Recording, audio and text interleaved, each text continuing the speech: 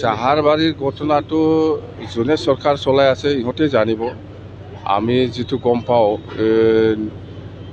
তাৰ একো দোষ নাই বুলি নিৰ্দোষী বুলি মই জানো। অন্ততঃ ইয়াত পেৰেংগা আৰু প্ৰমোদ বড়োহে জানিব ইয়াৰ কথাটো। অন্ততঃ সেইটো দুৰ্ভাগ্যজনক হৈছে এই ঘটনাটো। আমাৰ কাৰণে এইটো হ'ব নালাগিছিল। ইমান শান্তিকে আছিলে, এতিয়া আৰু BTCৰ গণ্ডগোল।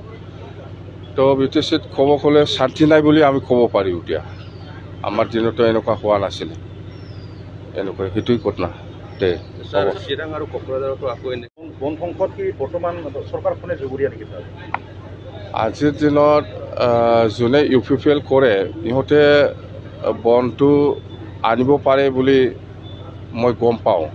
যোনে UPPL নকৰে ইহঁতে একো নাপায়, সেইটো মই গম পাওঁ। যোনে UPPL কৰে ইয়ে PMAY ভোটটো পায়, যোনে UPPL নকৰে ইহঁতে PMAY ভোটটো নাপায়। ইহঁতৰ কেৰেক্টাৰটো সেইটোৱেই।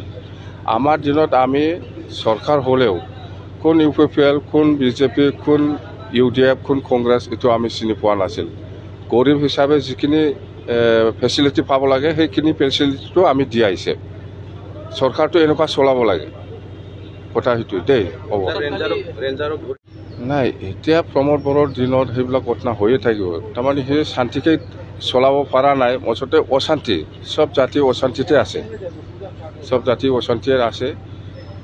আপোনালোকেও মিডিয়াৰ যোগেদি দেখি আছে, চবেই ৰাইজে দেখি আছে যে মানে ভাল নহয় পৰিৱেশটো, BTCৰ পৰিৱেশটো। সেই পৰিৱেশটো যাতে ভাল আনিব পাৰে তাৰ কাৰণে মই পূজাও কৰিছোঁ, গীৰ্জাটো মই প্ৰাৰ্থনা কৰিছোঁ। মুঠতে সকলো ধৰ্মকে সন্মান দি পেলাই মই শান্তিৰ কাৰণে মই প্ৰাৰ্থনা কৰি আছোঁ।